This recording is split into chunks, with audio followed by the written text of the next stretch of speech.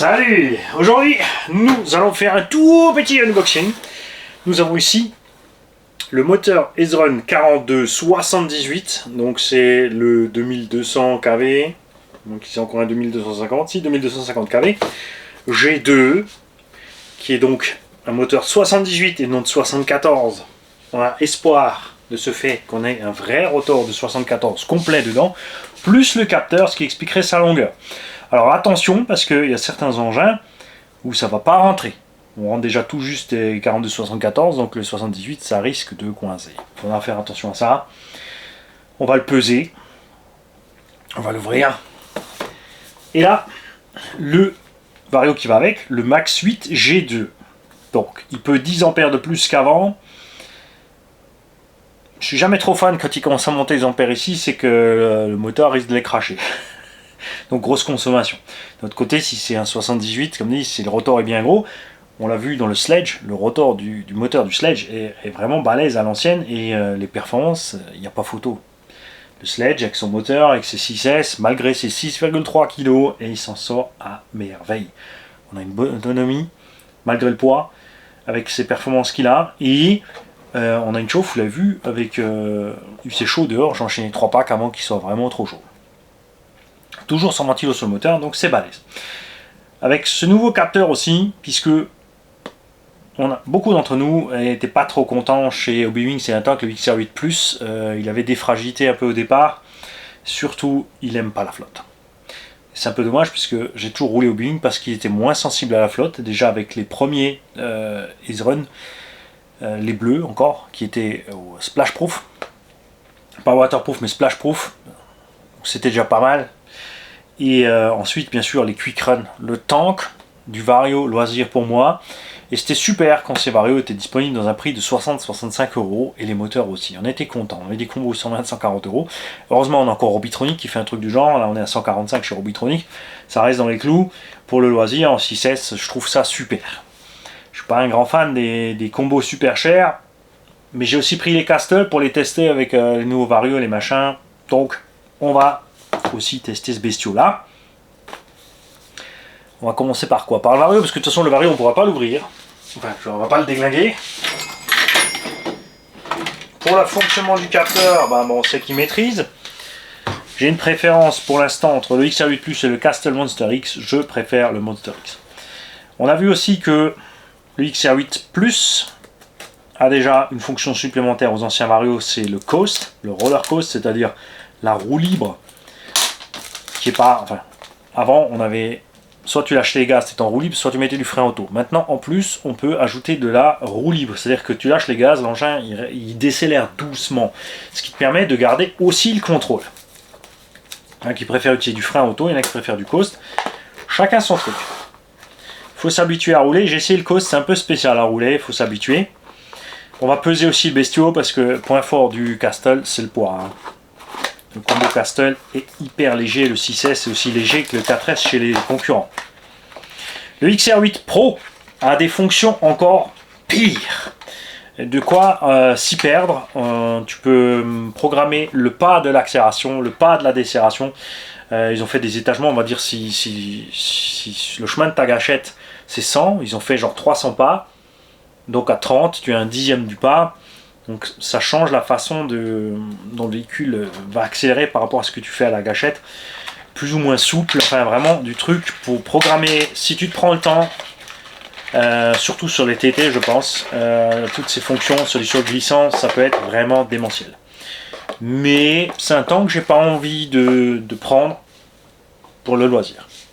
D'aller pousser le bouchon à tester le moins de petits réglages, pousser tous les trucs. Ça reste du domaine du geek. Moi je suis pas un geek, je suis un mécano. Je branche mon truc, je mets mes 3 phases moteur et ensuite je règle mon punch, à la limite mon cut-off et ma marche arrière et mon frein et puis bonne série. Alors, ce Max 8, bah, il a le même poids que l'autre. C'est le câblage surtout qui pèse. On a des câbles assez longs, de XT90 sur celui-là maintenant. Donc beaucoup de compétiteurs là généralement ils vont plus court, hein. Ils vont mettre la prise là tout de suite au bout, ils te suppriment tout ce truc là. Ça se comprend, ça pèse. Ce serait intéressant de voir, peut-être le peser à part, juste pour rigoler. Câble Vario au récepteur relativement long, donc ça ira sur la plupart des 1.8, même les engins un peu plus longs. Le câble du capteur est plus petit que ce que je crois. Ça me semble, hein, plus petit que sur le... Ou c'est une impression sur le les petits Vario Crawler. À voir. On a une nouvelle grille sur le ventilo pour moderniser un peu le look, mais ça reste le même.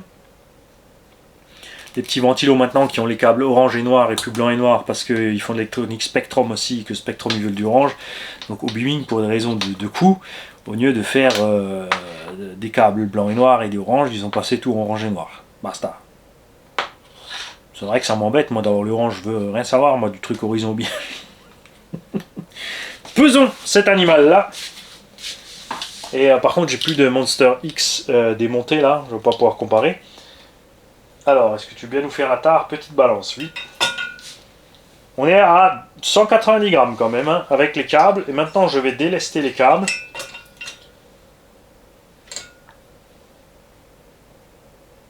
On n'est plus qu'à 140 grammes, hein, 150. Donc il y a 40-50 grammes de câbles et de prise là. J'ai tenu juste ces deux en main, on a laissé ça comme ça.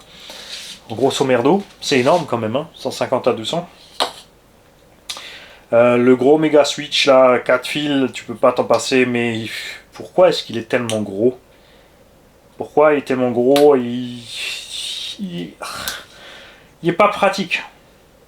Donc je te conseille de te fabriquer un petit support. Moi, généralement, je le colle là sur le côté. Mais bien sûr, tous ceux qui savent fabriquer des petits supports pourront se faire un petit support à visser là pour aller mettre ce petit truc ici quelque part. Hein. Il est énorme. Le bouton lui-même, il doit faire 10-20 grammes, plus les câbles, il y a moyen d'économiser quelque chose. Hein.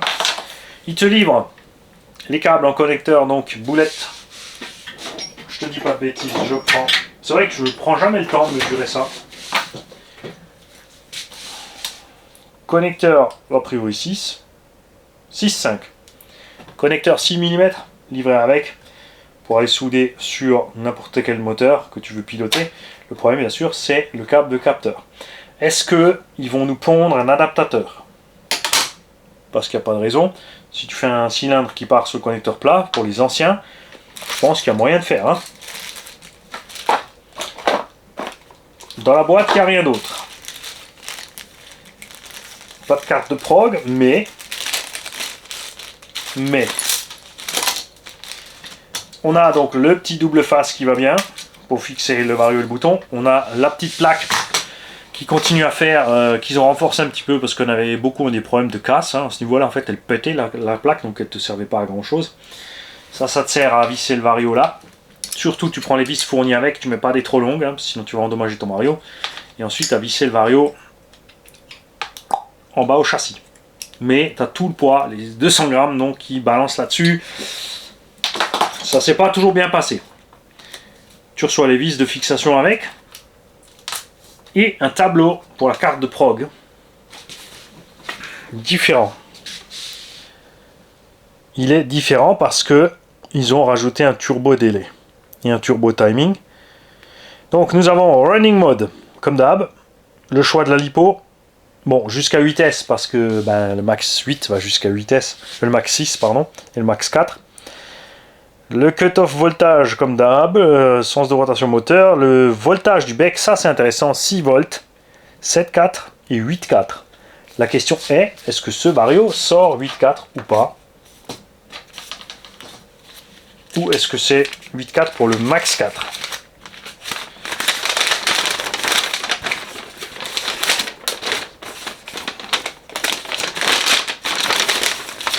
Prenons le tableau qui est adapté exactement à la notice. Et effectivement, on peut aller à 8,4 par défaut 6 volts. Force de freinage comme d'hab, 0 à 100.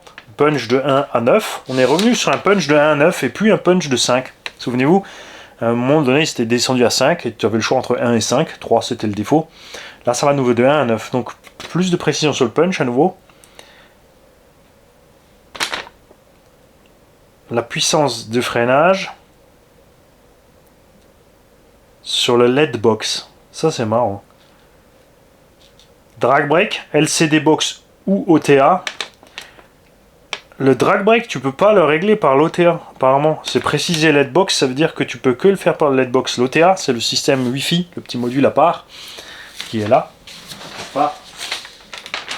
Ah, les mecs vont me dire, ouais, t'as l'OTA, t'as jamais fait le tuto et tu t'en sers pas. Non. Ah, m'ennuie. Le minimum, ça c'est nouveau maintenant, le Initial Throttle Force. C'est-à-dire quand tu touches la gâchette, quand tu touches, ça part plus ou moins fort. Il y en a qui aiment bien que dès qu'ils touchent, ça part à 8-10%. C'est vrai que là, tu peux descendre à 0,5%, donc tu peux être vraiment très précis sur la partie basse. Ça serait utile ça sur le frein pour Jean. Turbo timing de 0 à 32 degrés. Énorme. Et le turbo délai entre 0,05 secondes et 1 seconde. Enfin, instant.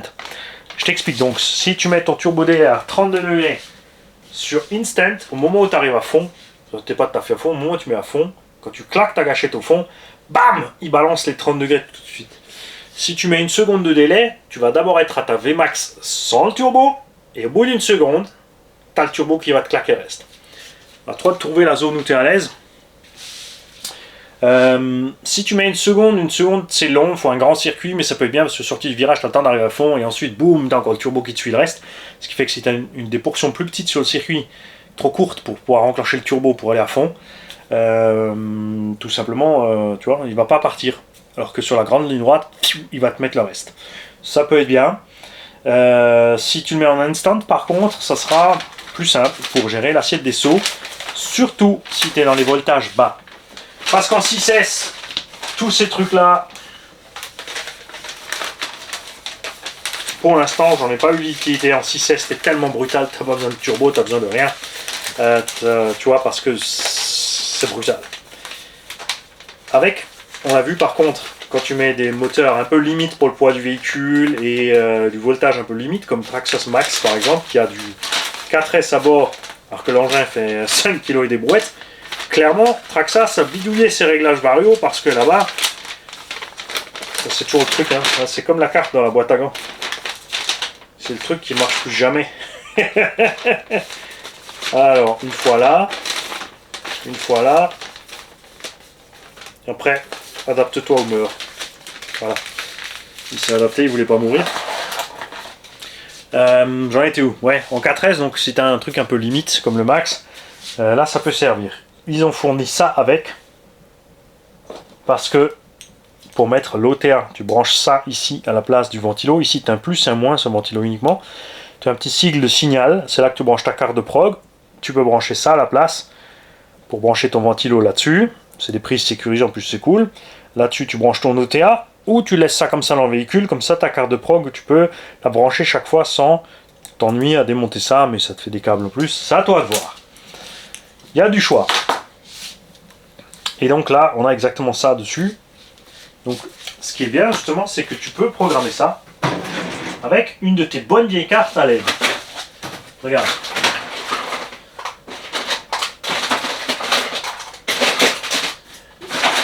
Bougez pas, bougez pas, bougez pas. Tu vois, j'en ai quelques-unes. Pourquoi? Parce que tu as celle qui est que pour 5 fonctions. Tu as celle de l'ancien système.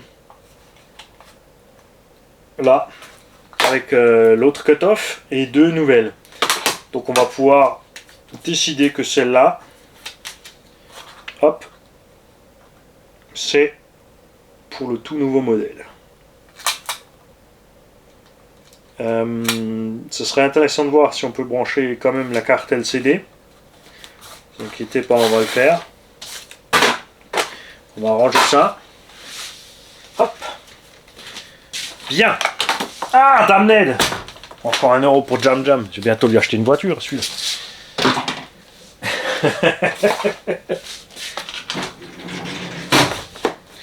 Et maintenant, opération le moteur. Puis, amène-moi un domestique là. Je sais pas de quoi je parle. On va voir le sketch à Diodo. Moteur. Ah. Il y en a qui vont dire, ah, il a copié WS Line.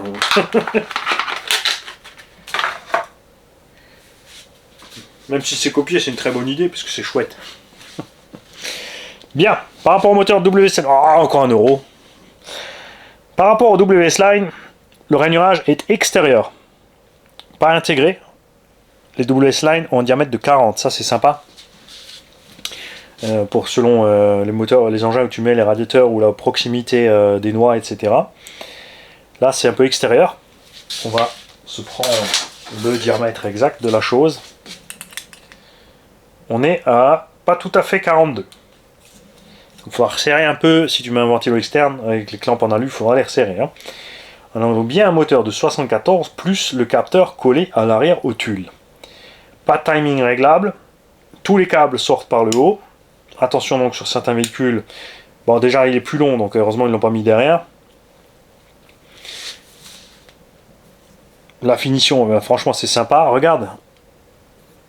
Le carter avant est complètement fermé autour du roulement pour éviter un maximum de saleté qui arrive au roulement. Tu as 4 trous M4, 4 M3.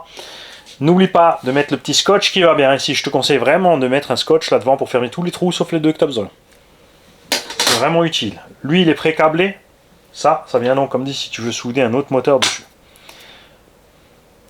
Comme il est un sensor, il sera impératif de mettre AA, B, C, C.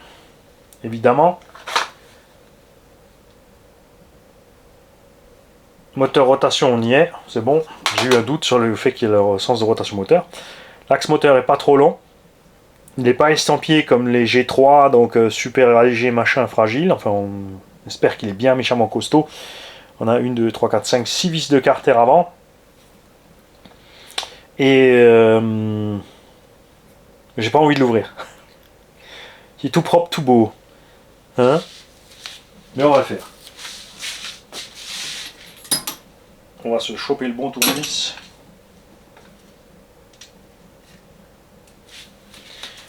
Et on va ouvrir la bestiole. En douceur.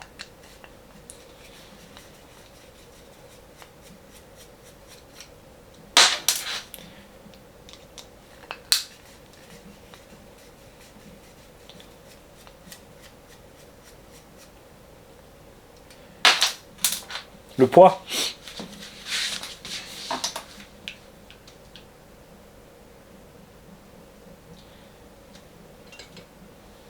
On a 450 grammes. Hein. Ça commence à peser cette affaire.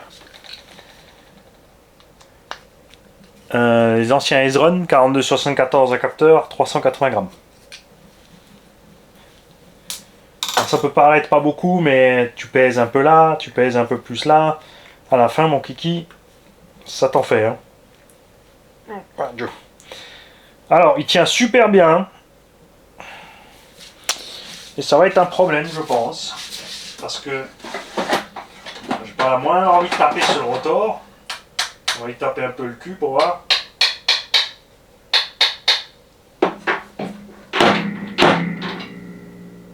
Bouge pas. Il n'est pas motivé. On va remettre les vis arrière. Il va falloir le ouvrir par l'avant. Comme dit, j'ai pas envie de forcer, de massacrer quoi que ce soit là-dessus.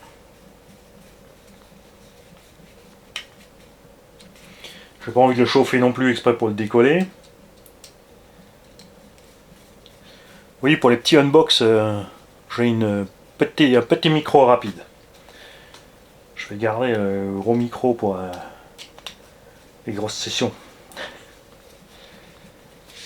Échec donc de l'ouverture arrière. Ça m'embête parce que j'aime pas tirer le rotor dehors comme ça de devant sans savoir ce qui se passe au tulle.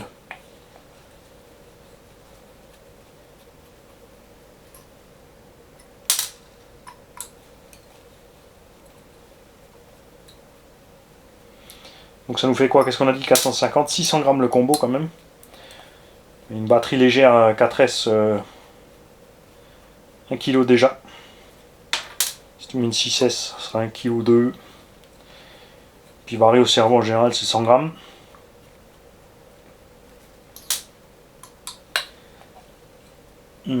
J'ai pas encore d'engin, je peux le mettre dedans. Ah, le ST Pro il mériterait, hein. Et là-bas j'ai mis le moteur du Fled et je suis tellement content avec. Ça va pas bouger. carter avant avec un joint torique.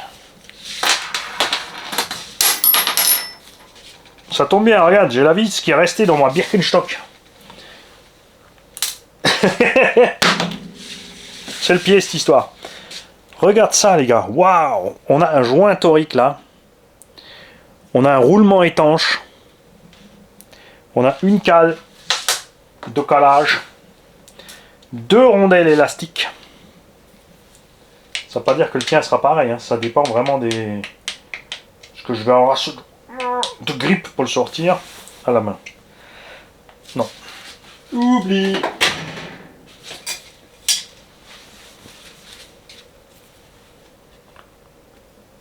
Là, tire en douceur, tu veux pas abîmer le Kevlar. On n'a pas tourné le rotor pour la force démontation. Au fond, pas de rondelle, ça c'était prévisible parce qu'on a le capteur au fond. Un roulement pas étanche, par contre derrière bah, c'est fermé, hein. Donc après si tu as de l'eau qui arrive jusque là-bas derrière, de toute façon c'est que tu as déjà un problème. On a un rotor. Je m'attendais vraiment à quelque chose de beaucoup plus impressionnant là-dedans. Parce que je comprends pas ça. À quoi ça sert d'avoir fait un moteur aussi long si c'est pour laisser tout ça? Peut-être que ça pose un problème avec l'aimant et qu'il faut une certaine distance.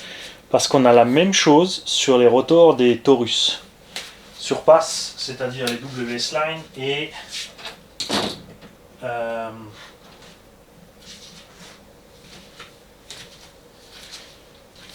Ça, c'est pas un rotor d'un Taurus, hein. Mais longueur du rotor, je suis bigrement déçu là. Parce que on s'attendait à avoir ça, c'est la taille du rotor qu'on a dans le Sledge. On est clairement beaucoup plus petit, hein. On a un rotor pas plus gros qu'un 68 là. Parce que j'ai un moteur de 68 là, ouais. Non, ça c'est un autre 74. Bougez pas, bougez pas. Ça c'est un Willy.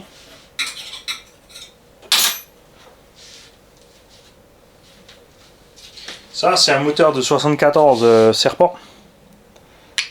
Qui était aussi pas mal niveau taille, tu vois. On est un peu plus court, hein. C'est pas tellement le massacre, mais... Hein, on n'est pas vraiment non plus... Ouais.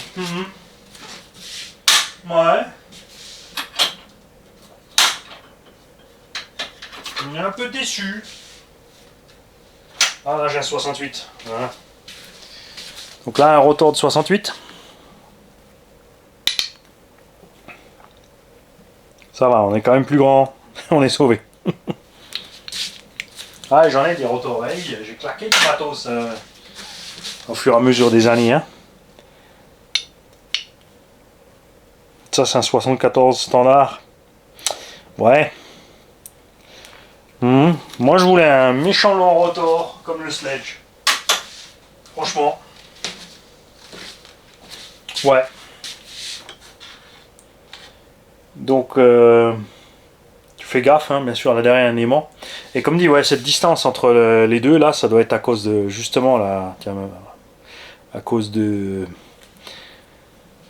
l'aimant là et là pour pas perturber le truc. Masse d'équilibrage comme toujours, la petite patte bleue collée.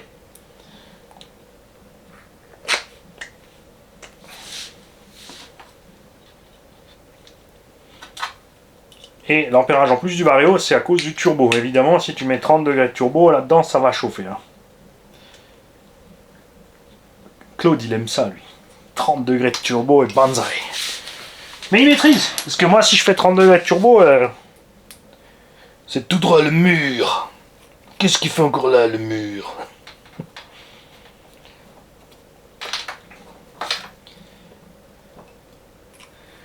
Ouais, dommage. On va voir après la patate qu'il a sur le terrain. Mais si le rotor est pas énorme, on n'aura pas des performances. Hein.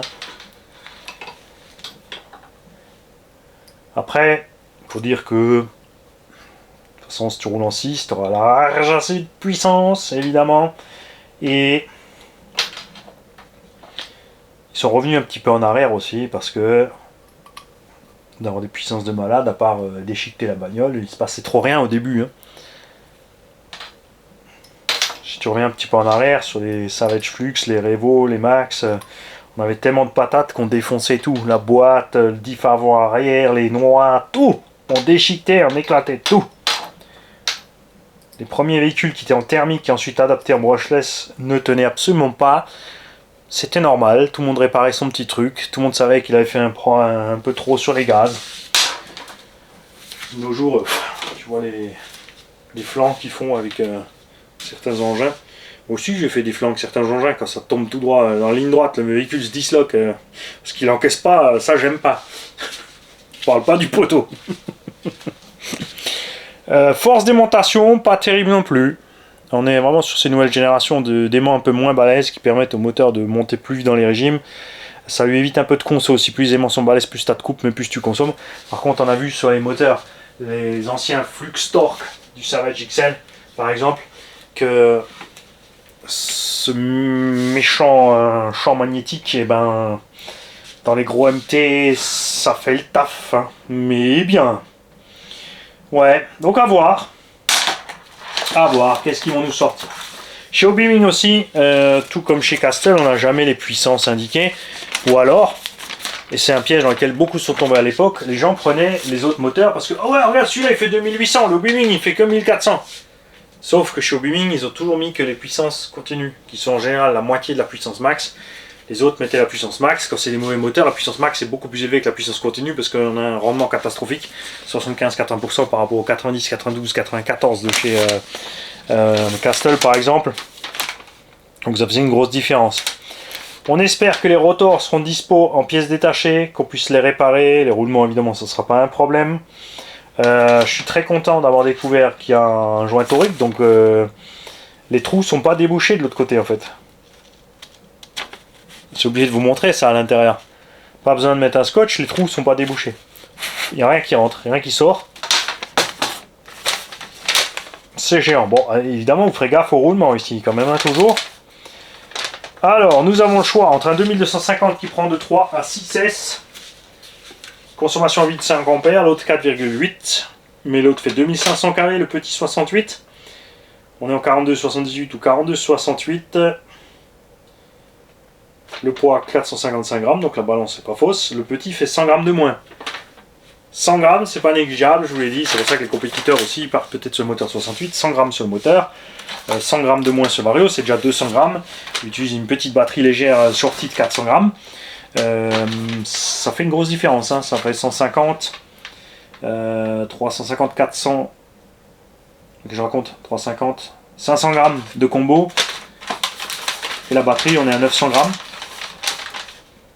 Non, si j'économise 100 grammes au moteur et 100 grammes au Vario, mon kiki t'as économisé 200 grammes. C'est plus calculé, Mani. Sur les 500 grammes de combo, effectivement, au lieu de 600. Non. 200 grammes, j'ai dit, donc au lieu de 650. Donc 150 grammes à 200 grammes de moins sur le combo, c'est énorme.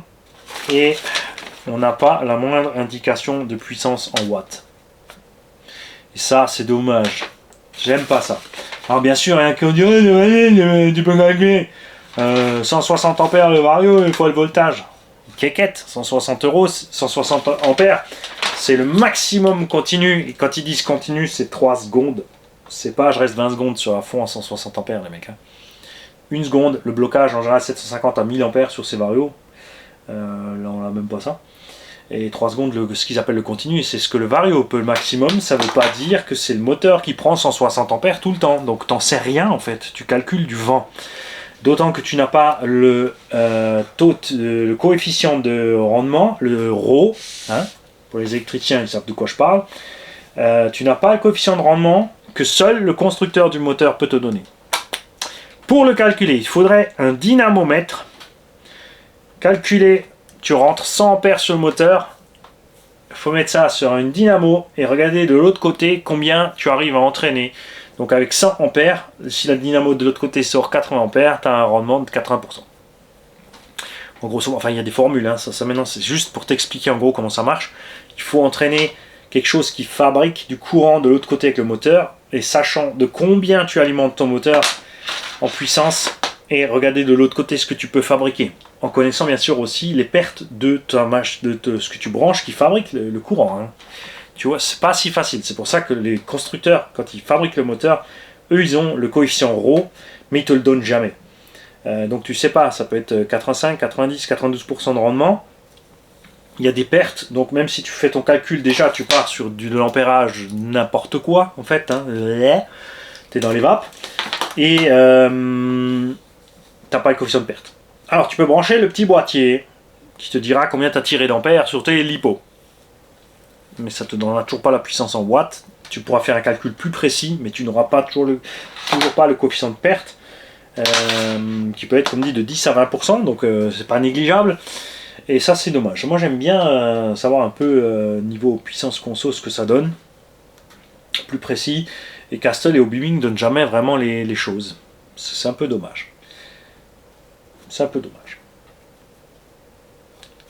Il n'y a plus qu'à tester. Un peu déçu que on n'ait pas un gros méchant rotor. Je m'attendais vraiment à 5 mm de rotor. T'as vu tout le morceau derrière, t'imagines ça de rotor en plus. On serait presque sur un moteur de 82 d'Italie rotor. Bon, évidemment, un peu de conso en plus aussi, hein, rotor plus gros et mon plus gros, conso plus grand aussi. Fonction basique donc, je dirais que c'est un bon choix de la part d'Obeaming parce on trouve un système donc avec le turbo, mais on se coltine pas toute la méga prog d'un vario compliqué et pas étanche. Un peu dommage que on puisse que avoir le turbo dans la phase à fond. Ça c'est quelque chose que j'apprécie chez Castle. Chez Castle, tu peux choisir à quel moment, à partir de combien de tours minutes, jusqu'à combien de tours minutes ton turbo va souffler. Et ça j'aime bien. On n'a pas besoin de brancher Si, alors ce qu'on va faire. Si, les amis, on va rapidement brancher ceci. Pour une raison très simple. On va voir si la carte fonctionne là-dessus. Alors celle-là, oui. Après qu'ils nous ont donné le petit truc avec. Ça aussi, c'est sympa de leur part d'avoir fait la prog possible avec cette carte qui n'est pas très chère, 9,90€ au moins. Pensez à la prendre avec si vous n'avez pas encore de combo, chopez-la avec. Enfin, si vous n'avez pas la carte de prog, c'est votre premier combo d'une telle ou telle marque que vous prenez, et que soit la marque, prenez la carte de prog. C'est sûr, c'est 10 ou 20€ sur les marques, mais franchement, ça vous facilite la vie. Tout est programmé avec les petits boutons en plus, mais c'est fou. Alors, nous allons nous prendre de la batterie.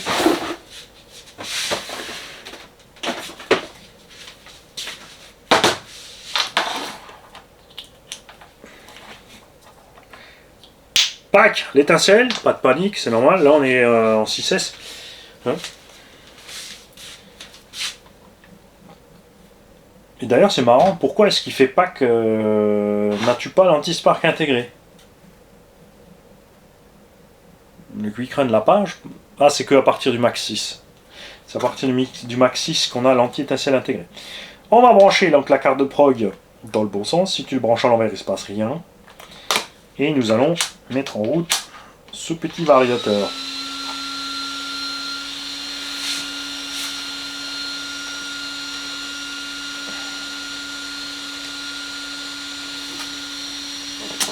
Et je me suis branché partout sauf où il faut.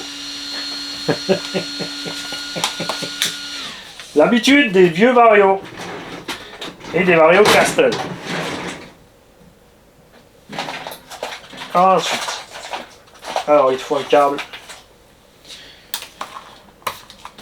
mal. J'aurais dû tilter quand le ventilo s'est mis en route. Hein. Donc on va brancher ça là.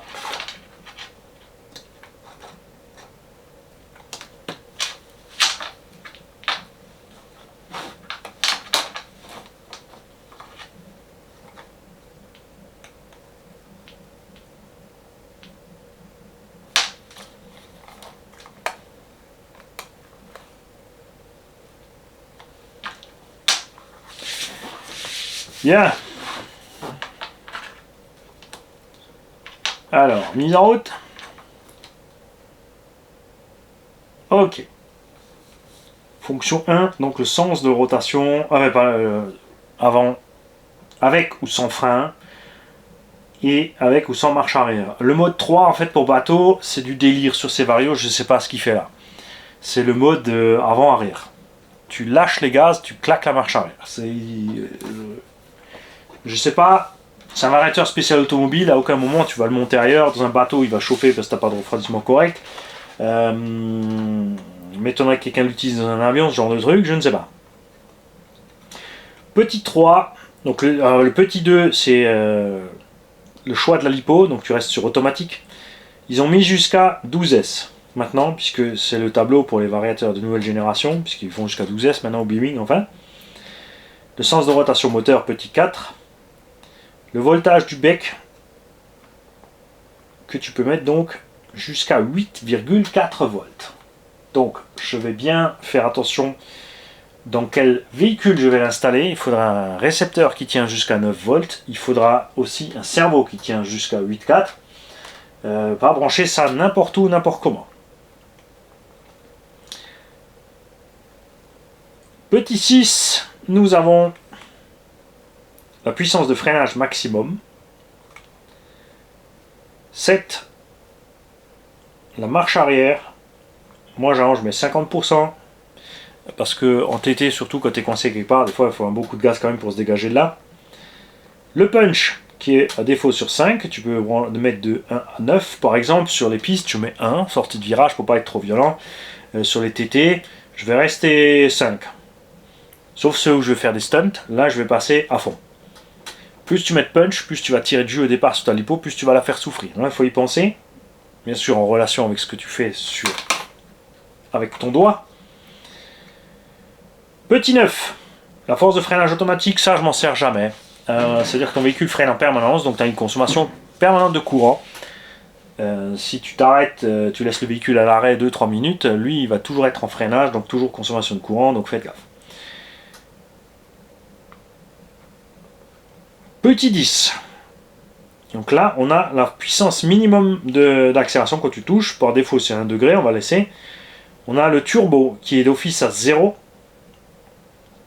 Comme dit, alors en 4S, très appréciable le turbo pour gagner le petit truc qui te manque. En 6, faites gaffe aux rotations maxi que le moteur peut prendre. 2250 kV en 25 volts, on est déjà à 55-57 000 tours.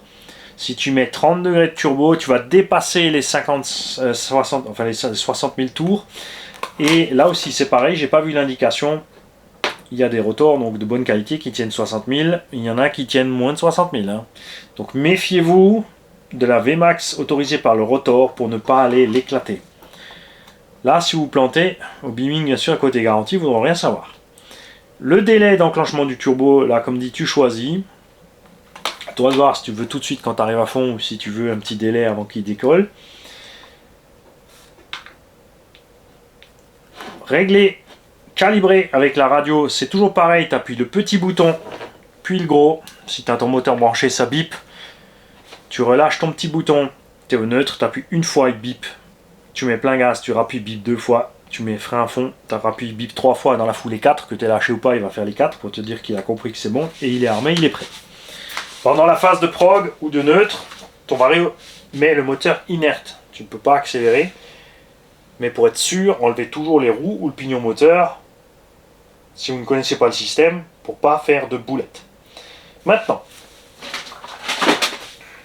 on va se coller cette carte.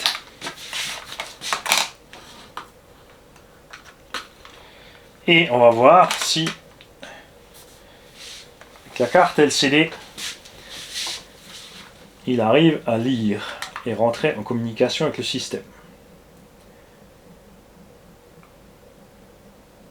On n'a pas l'air de vouloir. Hein. Donc si tu as des variateurs au Beaming qui fonctionnent avec cette carte, tu es quand même obligé de racheter la nouvelle carte avec. Tu vois, ça marche pas. Je sais pas pourquoi ils sont partis de cette carte. Je l'aime bien. Bon, elle était peut-être trop chère. ou ça leur servait pas à grand chose, je ne sais pas. Est-ce qu'on a une deuxième? Parce que j'en ai deux, avec des programmes différents. Ça c'est non, ça c'est la ZTW. Ça c'est la FVT 200-300. Là, j'en ai une autre.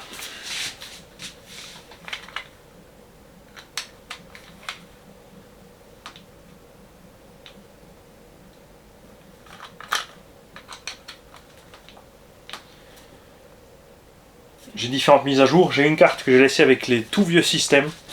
Toujours pour pouvoir programmer les vieux Xeron et autres. Parce que tu peux toujours downloader la dernière version et ensuite les vieilles commencent à disparaître et à un moment tu te retrouves coincé. Donc définitivement tu ne peux pas programmer avec ça. Par contre tu pourras le faire donc avec l'OTA. Brancher le petit boîtier additionnel dessus. Charger le truc Hobby sur ton smartphone. L'avantage du OTA sont évidemment de pouvoir régler instantanément sur le terrain. OTA, tu peux le laisser embarquer dans le véhicule par exemple. Et quand tu fais ton arrêt au stand, tu sors ton téléphone, tu relis le Wi-Fi, tu changes tes réglages, tu refais tes tours. C'est instantané, tu n'es pas obligé de brancher, débrancher, truc gauche. Très utile pour les gens qui roulent bien sûr en compétition, qui passent d'un circuit à l'autre, que de toujours aller changer un setup d'un circuit à l'autre.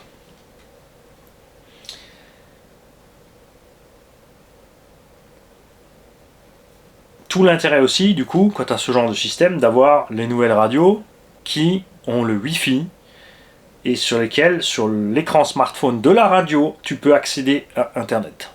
Ça te permet d'avoir, justement, de pouvoir charger sur la radio avec les trucs Android et compagnie, l'appli de l'OTA et de ne plus devoir te servir de ton téléphone. Tu as déjà tout sur ta radio. Tu peux accéder facilement aux notices.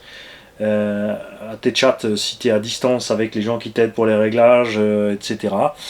Sans devoir déballer le téléphone en plus. Tu as ta radio, tu as tout en un. Donc on est en train de venir à une phase, un moment où tu avais ta radio, ton Vario, ta carte de proc, ton truc, enfin plein d'éléments séparés.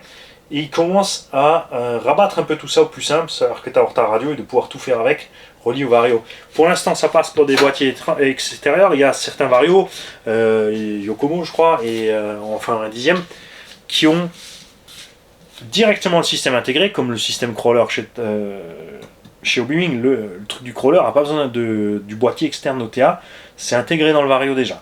Donc ça, c'est sympa. Alors, je ne sais pas encore dans quel véhicule je vais le mettre. Maintenant que j'ai goûté au moteur du Sledge là-dedans, avec le gros méchant rotor, même si ça, c'est sûr, ça va être efficace, je n'ai pas forcément envie.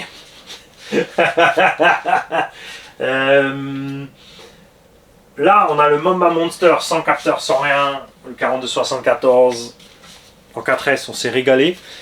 Ça commence à m'ennuyer un peu en 4. Le 12e pack, j'ai mis 6S.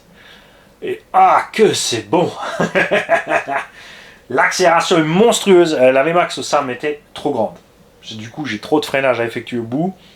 Je perds du temps, je me déséquilibre. Mais bon, l'accélération j'adore. Peut-être descendre franchement de 2-3 dans le pignon pour pas avoir une VMAX trop grande, mais avoir encore plus d'accélération. Parce que c'est vrai que là, je partais un peu du tulle, sorti du virage. D'un autre côté, si j'ai plus d'accélération, mes 4 fers vont tirer en même temps plus fort et ça va tracer plus fort. Hein? À voir ce que je vais faire avec ce moteur. On pourrait le mettre dans le Capit K2. C'est peut-être un peu overkill.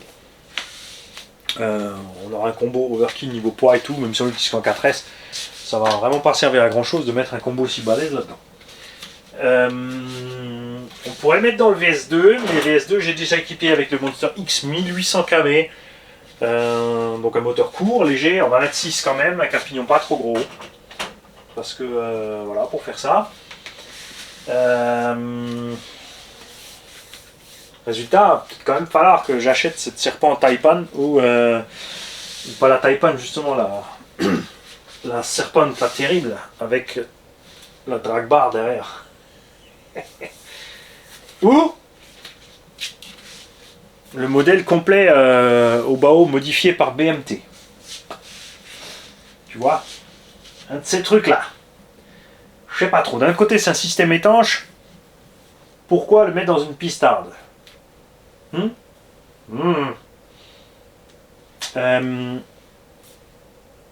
Les systèmes à capteurs, j'ai essayé quelques fois dans les TT. C'est vrai que c'est sympa parce que tu as la douceur de pouvoir crawler et tout. Par contre, c'est avéré que, surtout dans un engin très brutal sur la transmis comme le Oba Hyper MT, j'ai déjà flingué un combo Obi-Wing à capteur et un combo Castle à capteur. À l'atterrissage sur les 4 fers, bam, fini, il n'y a plus, fonctionnait plus. Je sais pas si c'est l'arénette du rotor, le capteur n'a pas aimé du tout. C'est peut-être le moment de racheter un, parce qu'on a déjà 2 buggy maintenant, on a l'Hyperstar. Et voilà, tu as ta réponse. Le Hyperstar, le petit combo 4S qui fait que sur la rampe je me suis craché parce que j'avais plus rien sous le pied pour remettre l'assiette. Je pense que c'est l'endroit idéal pour mettre le bébé en 6S avec le turbo à fond. Parce que moi, même si elle n'est pas rouge, j'aime qu'elle va vite ma voiture, alors je vais mettre le turbo.